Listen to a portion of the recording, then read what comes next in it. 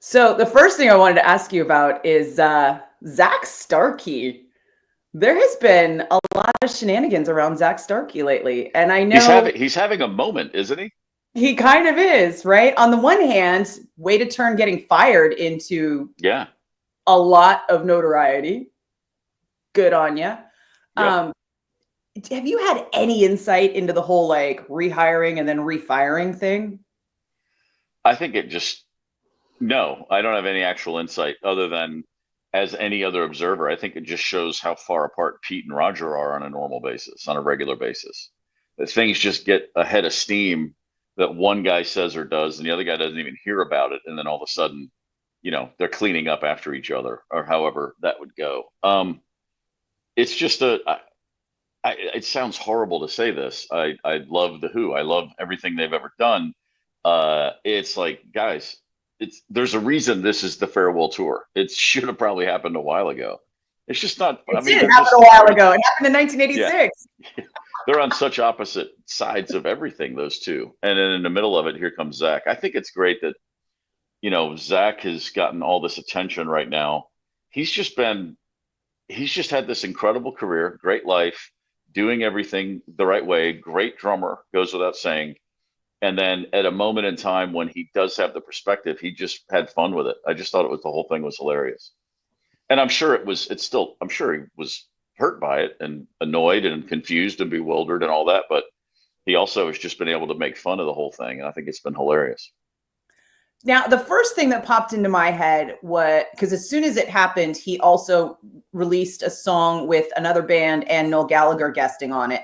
Hmm. And that's when I realized he was in Oasis. And Yeah. I was thinking in the back of my head, I'll bet he had an offer for that Oasis reunion, but he's the Who's guy, so it wasn't even going to be an option. And then here the Who are firing him on the eve of Oasis Hmm. huge reunion tour, which clearly he could have pivoted to, right?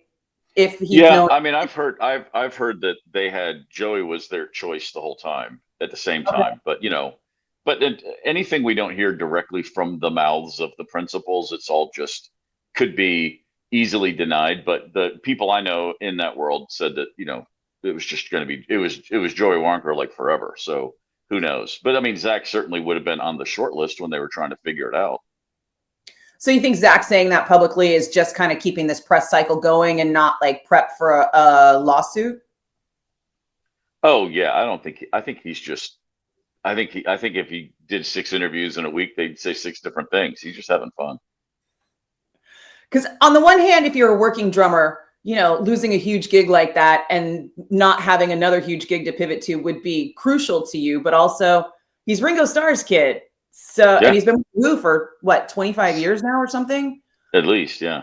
So he's okay, Oh, right? he's perfectly fine. And he was also, as you said, in Oasis for about 4 or 5 years there at one point. And I don't know that that version of Oasis ever toured America. Looking back, I think they did like some festivals, but I don't think they ever did a proper tour with Zach because I saw them with Alan White and Steve White filling in for Alan White, and then the next time I saw him, it was the guy after Zach, and so I'm fairly certain they never came over, but they were touring in the rest of the world with Zach for all those years, and that was a good time to be in Oasis. Was there ever a bad time to be in Oasis? Not really, I don't think so. They I think everywhere at some point they were kind of yeah. on the top of whatever they were doing. Hmm. I mean, they did the early 2000s when they became less and less relevant here. They were still doing stadiums everywhere else in the world. So, I mean, and this tour is just going to be. Did you see the Adidas ad they just released? No. There's a 3-minute Adidas commercial with the Gallagher about for Oasis. It came out today, this morning, Oh yeah, and definitely. it's just gonna wind. It's just like I watched it and was like, oh my god, that tour is gonna be so insane. I just woke up. The only Really? thing I see this morning is you. Yeah. It Sorry. was a long day. Hmm. So 3 minutes is epic in a Yeah, I'm commercial. sure there'll be a shorter version for broadcast television, maybe, or maybe not even. Who cares? It's just, but online, it looks great. It does a great job of getting people who are already incredibly fired up even more so. I mean, that's a Super Bowl level commercial, and there's no Yeah. sporting events around it, and they're a sports shoe company, and they were like, whatever. It does, Liam's always been an Adidas man. What are you going to do? I saw him in something else, and I'm trying to remember what it was, but my brain is just blanking. But there was some weird new I don't know if it was a commercial or a promo video, but it seemed really. I'm not going to remember it now. Shoot, somebody posted it, and I just saw it real quick on an Insta story. But I guess they're in full promo mode, and it's huge. Yeah, Like big names, big numbers, big productions. We're going to start seeing a whole lot of videos coming from them because that's what the world is now. Oh yeah, All I'm internet sure. video. And I mean, every time you see a rumor about they'll add dates for 26, I can't imagine why they wouldn't. They're going to get out there and remember what it's like to be in the biggest band on the planet again, and think, yeah, let's just keep going there. I mean, I was talking to a friend of mine who's a tour manager for a band, one of those bands that's like the package tour that comes through every single summer. And they said that it has been a bloodbath across the whole country, ticket sales wise, for them, and the other bands in their genre, like this, not specifically ZZ Top, but like the ZZ Tops, who the Leonard Skinner that come through every single summer. They managed to sell really well at amphitheaters across the country year after year after year after year. Those people are not coming out. They're not buying tickets. You still have the Oasis, the Beyonce, the Metallica, the big popular stadium tours are still selling a ton of tickets, but the nuts and bolts, the bread and butter of the concert system is really cracking hard right now. Yeah, I mean, the housing market, it's all the same stuff. It's all the same. What changed in the last 6 months to ruin the economy? I can't imagine. You and me both. Yeah. This is where it really does trickle down. I think if there was an ounce of political stability, especially where the economy is concerned, then we'd all be having a very different summer. This just hurts my heart for the concert industry in general, because that's, those are my people. And it's terrible. As you and I both know, radio is wonderful, but it's also famous for being very unstable. And we all walk in and hope our card keys work every day, because that's just kind of the nature of the beast. So the live music concert community is always my fallback, and I still keep one foot in the door there. And now that they're struggling, it's like, now what am I going to do? It's tough, man. I mean, it's just, I know everything's cyclical and everything goes away and comes back around, but it doesn't make it any easier when you start to see things tapering off the way they are. I've just noticed a ton of ads that pop up for, they're bundling concerts. Everywhere you go, you can buy tickets to 6 shows for the price of 2 and stuff. And it's like, oof, not good. This Live Nation all-in $30 ticket sale has been going on for weeks now. That thing used to be like a 1 or 2 week, get them while you can. And now it's like, still on sale. No, it's terrible. It's absolutely awful. Am I going to be like, Nikki Blakk, you want fries with that? Pretty soon? I don't know. You'll be Nikki Blakk. Hey kid, offer them fries with that. You'll be the manager, if nothing else. I will. I'll be like, I've got a college degree. I'm management material. At least assistant manager. Key holder. Make me a key holder. Anything. Just give me some modicum of control. Oh God, it's the scariest. Last but not least on the Zack Starkey. So because of all of his interviews and his press things, did you see the quote where he was like, I was talking to my dad about this, and he said it's always been a shame that the little man is in charge of the Who. Yeah. Doesn't like the way the little man runs the band. When Ringo Starr thinks of you as a little guy, wow. Yeah. I mean, it is funny, like, and Ringo and Moon were very close. Obviously, they were like brothers. I mean, Keith Moon was Zach's godfather. He taught him how to play drums. And so, he and Ringo were the best of friends. And so I'm sure Ringo's issues with Daltrey go back 60 years. As long as he knew Keith and was hearing stories, I'm sure he was like, oh, God. Wow. Because, Keith Moon and Roger Daltrey famously clashed on a regular basis.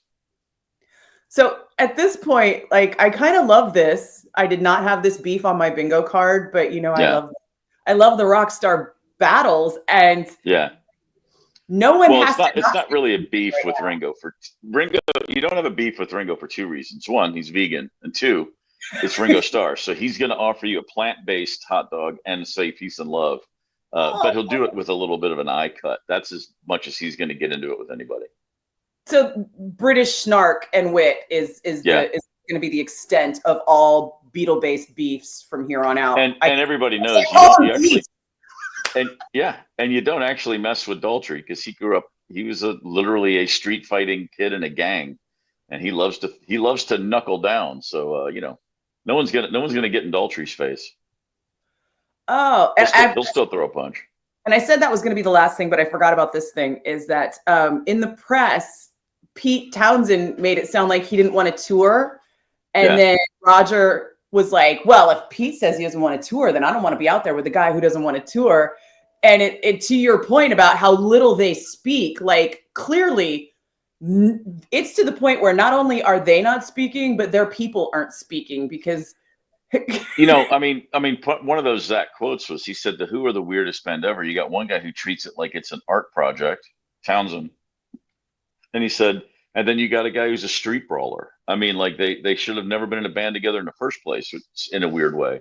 So I mean that dichotomy's always been there. That's always been the pulse of that band. Is Pete lays out the course and comes up with the vision and writes the songs, and then Daltrey gets a hold of them and tries to steer things back more to his way of thinking. And when it works, it's as great a band as has ever been. And then, but for the last, Pete, I remember Townsend gave an interview probably 20 years ago, maybe even 25 years ago, and he said, "We're like one of those cruises, like a reunion cruise. We go out every few years. Good to see old friends.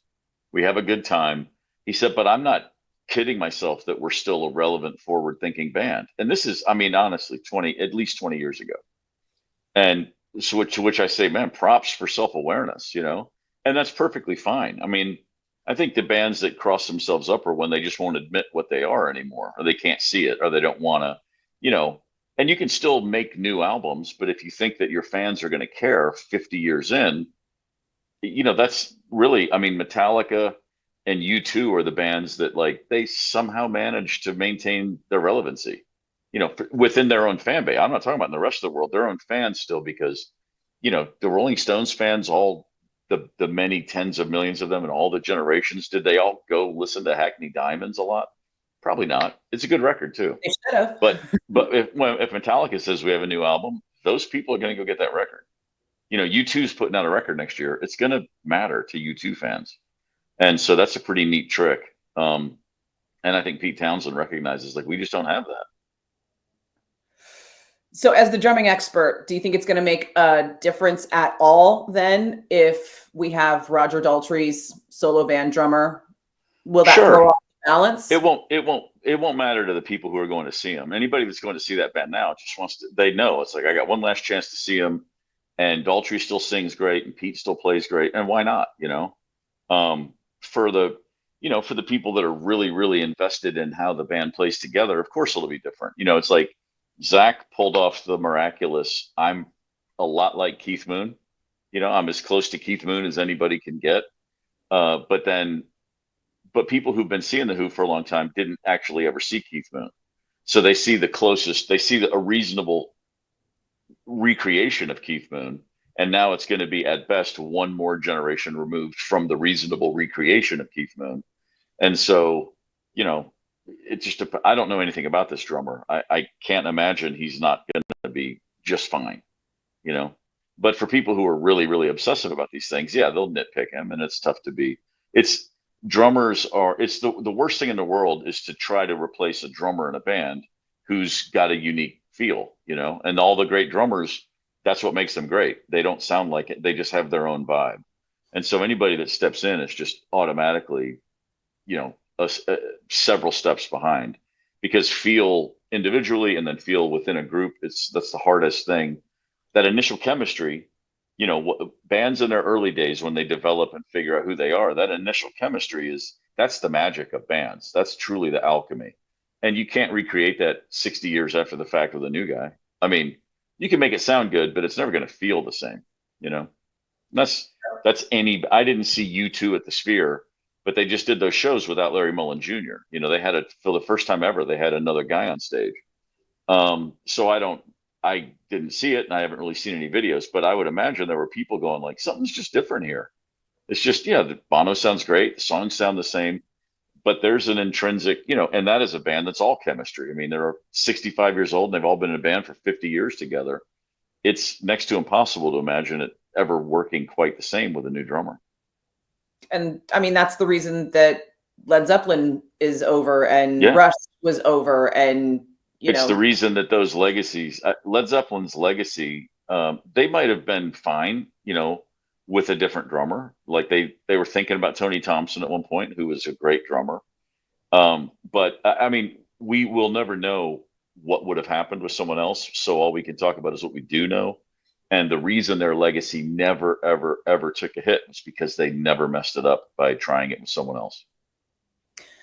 They never went full Black Sabbath or Kiss or, all of the bands that we love, but I have your years where nobody's wanting that. I mean, I when, and speaking of the Who, when they brought Kenny Jones in to replace Keith Moon, a lot of people gave him grief. I thought it was actually, if you're going to do it, that's the way to do it. Get someone who doesn't play anything like Keith Moon so that you can move forward with new music. And they did make some pretty good records with Kenny Jones. And he was perfectly fine on the old stuff, but he's just not, it was an intentional move to have a guy that's not going to be compared to Keith Moon all the time.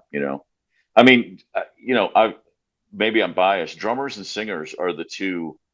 Everyone else can fake it. Everybody else can get away with it.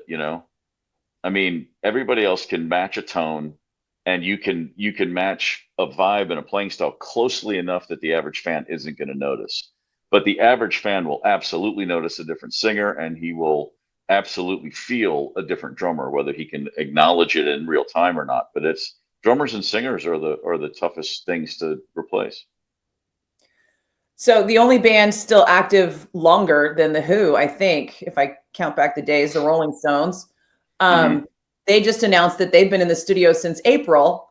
Yeah. And they still had songs in the can that Charlie Watts had played on, and stuff from the Hackney Diamonds session that I guess didn't make the album that they're now developing. And they've got 13 songs, and the Rolling Stones are going to have another album cycle in 26. And I'm guessing a tour will follow, because why bother putting out an album? And they're all going to be touring at 85, which is it's awesome.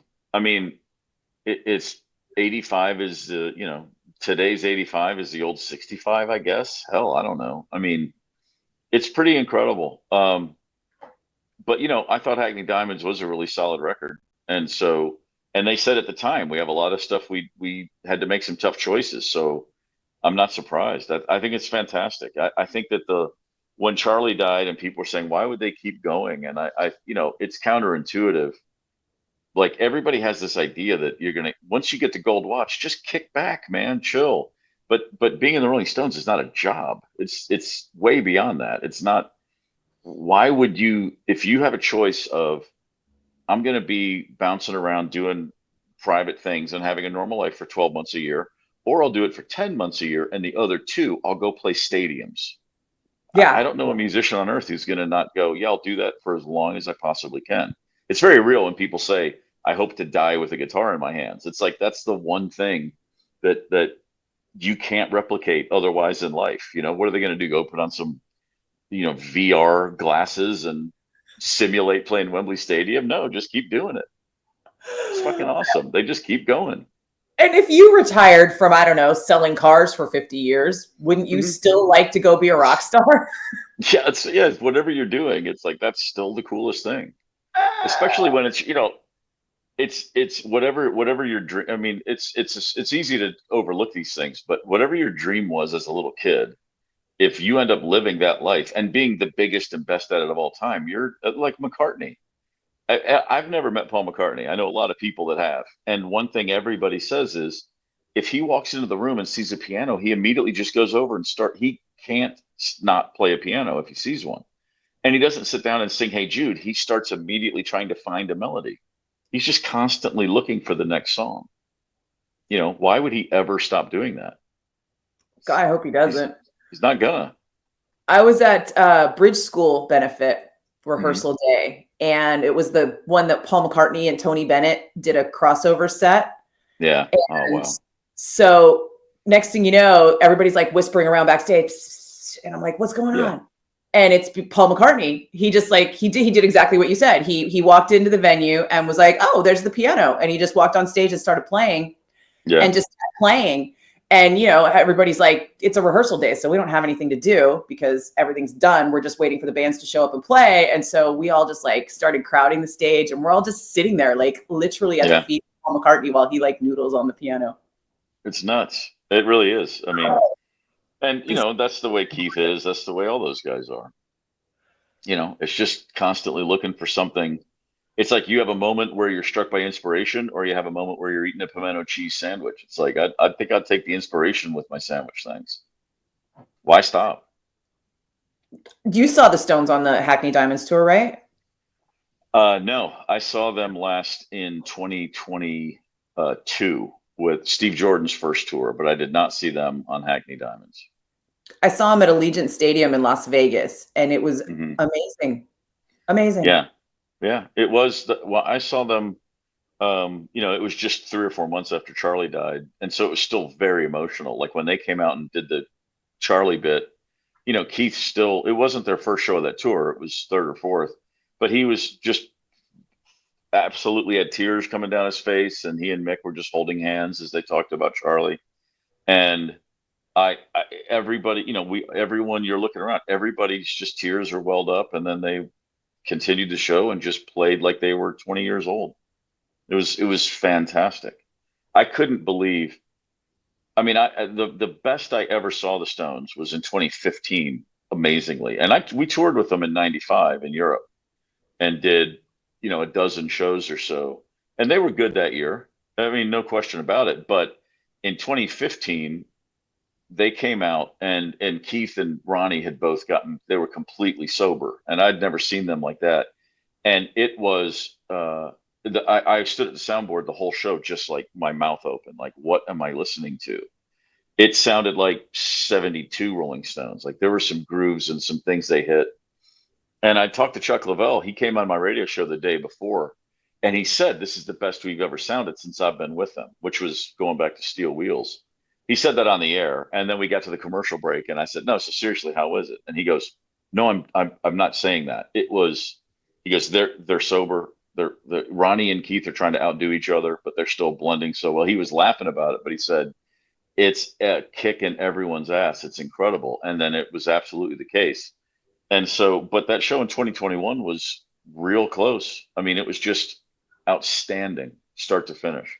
And they played Shattered, which they hardly ever play. So that was cool too. Which is the big radio hit still. Hmm. They just never, it had been, I think they play it like once a year at most. And then they did that night. I was so excited. God, it's been too long since I talked to you. There's so much going on. Did you see the preview for Deliver Me from Nowhere? No, I saw that it was out, but I haven't watched it. Oh, Jeremy Allen White Hmm. is. I'm in all sincerity. I think he's like headed for the Oscar nomination on this one, depending on whatever Really? other movies come out. And honestly, it's been a pretty slow year for movies so far. Yeah.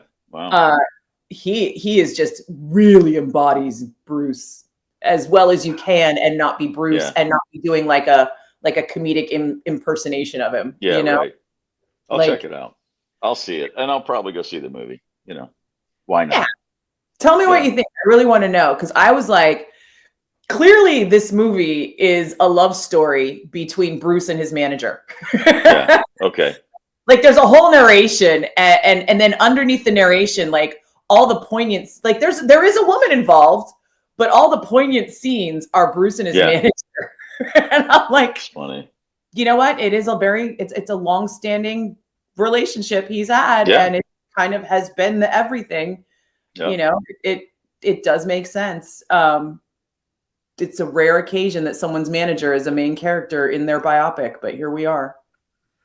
Um, yeah, I guess it's a rare occasion that people stick with management, all the way.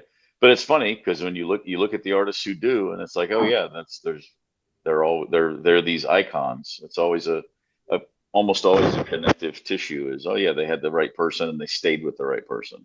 And plenty of people get rid of the right person because they're stupid.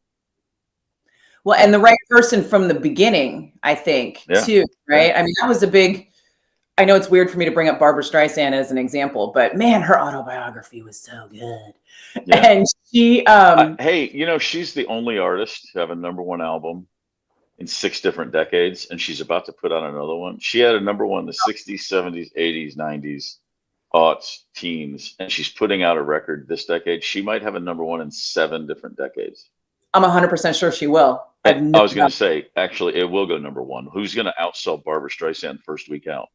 Absolutely. Plus her whole fan base, not only being huge, but they're going to buy records. Yeah. They're just going to buy. And and I bet as the buildup is coming, you'll be hearing about it. She'll have there'll be at least one unquestionable, what a great song. They'll put it out and then, yeah, boom. It's crazy.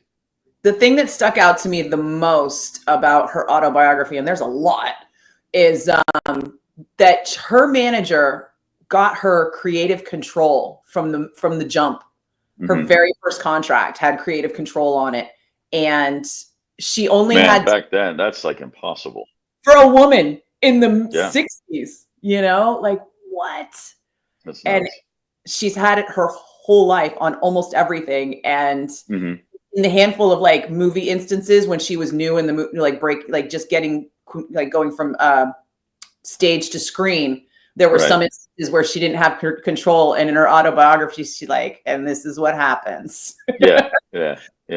She's like, "I tried, but didn't have the control, and here we are." I heard someone described once as a genius at being themselves, and that's how she really, like. If she knows one thing, it's Barbara Streisand, and she knows what people expect, what her strengths are. Yeah, it makes perfect sense. I was listening to her book, and I remember you telling me that in your book, you had to read the audio book word for word. It was like a legal thing. Yep, absolutely. And her book has all this kind of like meandering, oh, and then this happened, and then she goes into a whole other story, and then there's just so much like random Brooklyn-ish turns of phrase and things that just get thrown in that I'm like, I am 99% sure that she did the audiobook first, and that somebody just transcribed what she read and made it the book, because it wouldn't surprise me. It doesn't sound at all like she's reading her book. Yeah. That makes sense. And like you said, if that's what she wanted to do, every publishers would line up to say, sure, go for it. Yeah. Clearly. I mean, 60-year fan base. Pretty good run. Anything else going on, or should we call it a day? I think it's we're kind of at that mark. I'm trying to think if anything's happening of note. No, I mean, of course I draw a blank, but I have a trailer to watch and you have a trailer to watch, and then we'll reconvene next week and see what we think. Perfect. How about the Indiana Pacers coming out of nowhere to be at a Game 7 against the Thunder right now? I know you probably stopped the minute the Warriors were out. You don't care, but this has been an incredible NBA Finals.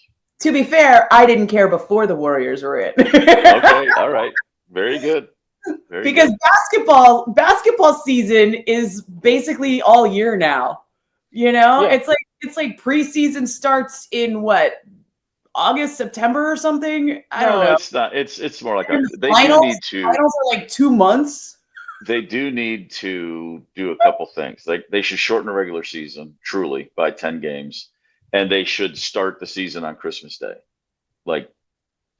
We don't need basketball in November when the finals are in the late June. Just go December to June. That's half your year, and that would be enough. Yeah. Give me a break. Just a break. Come on. But to be fair, my cousin Thorpe worked for the Indiana Pacers. I have a ridiculous amount of family on my mom's side from Indy. So the Pacers have always been my number 2 team. Sorry, Sacramento. Well, Sunday, Game 7 Sunday, it's never too late to hop on the bandwagon for real. Get in there. If there's one thing I love about basketball, it's the last 2 minutes of any game. They make it easy. You can just watch the end usually, but game sevens are different. I don't think we're going to see. I would imagine because this is two of the younger teams in the league. I bet it's going to be kind of sloppy. Like they're going to all be really, really clenched, and it'll just be who makes the fewest mistakes. But we'll see. We'll see. We'll Yeah. see. Okay. Go Indy then. I'll Yep. talk to you next week. All right. See you.